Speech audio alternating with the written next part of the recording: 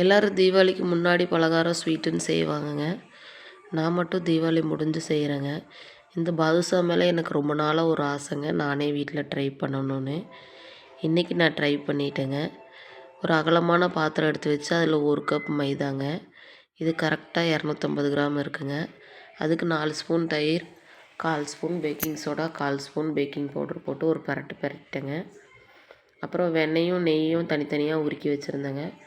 அதில் 2 ஸ்பூன் ஊற்றி அதையும் ஒரு பிரட்டிட்டேங்க. அப்புறம் அந்த மாவுக்கு தேவையான தண்ணி ஊற்றி சப்பாத்தி மாவை விட கொஞ்சம் இறுக்கமாக பிணைஞ்சிக்கோங்க. நீங்கள் தேவைப்பட்டால் பால் பொடி ஊற்றி பிசைஞ்சிக்கலாம். மாவு ஒரு 1/2 மணி நேரம் ஊறட்டுங்க. அதுக்குள்ளே பாகு காய்ச்சிக்கலாம். ஒரு அடிகனமான பாத்திரத்தை அடுப்பில் வச்சு 1/2 டம்ளர் தண்ணி, நம்ம மாவு எதில் அளந்தோமோ அதில் 3/4 கப்பு சர்க்கரைங்க. சர்க்கரை நல்லா கரையிற வரைக்கும் கிண்டி விடுங்க, இல்லைன்னா அடி பிடிச்சிரும். சர்க்கரை கரைஞ்சி நல்லா கொதிஞ்சு வரும்போது ஏலக்காய் தூள் போட்டுக்கோங்க. நான் ஏலக்காய் தூள் இல்லாதங்காட்டிக்கு ஏலக்காவை தட்டி போட்டிருக்கேங்க. நல்லா கம்மி பதத்துக்கு வந்துருச்சுங்க. நீங்கள் உங்களுக்கு கலர் வேணுன்னா கொஞ்சம் ஃபுட் கலர் போட்டுக்கலாம். பாத்திரத்தை அடுப்பில் வச்சு எண்ணெய் ஊற்றிக்கோங்க. எண்ணெய் கொஞ்சம் தாராளமாகவே ஊற்றிக்கோங்க.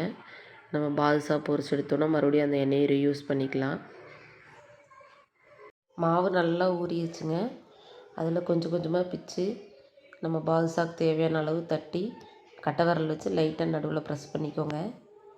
காஞ்ச எண்ணெய்க்குள்ளே ஒன்று ஒன்றா போடலாங்க. ஸ்டவ்வை நல்லா லோ ஃப்ளேமில் வச்சுக்கோங்க. பாதுஷா அதுவே உப்பி வருங்க. பாருங்கள், சூப்பராக வந்துருச்சு. எல்லாத்தையும் திருப்பி போட்டுடலாம். இது நல்லா கோல்டன் ப்ரௌன் கலரில் வரணுங்க. பாருங்கள், பார்க்குறக்கே சூப்பராக இருக்குது பாதுஷா. நம்ம காய்ச்சி வச்ச பாவுக்குள்ளே போட்டுக்கலாங்க. போட்டு 1 மணி நேரம் விட்டுருங்க. 1 மணி நேரத்துக்கு அப்புறம் அதை அப்படியே திருப்பி விடுங்க.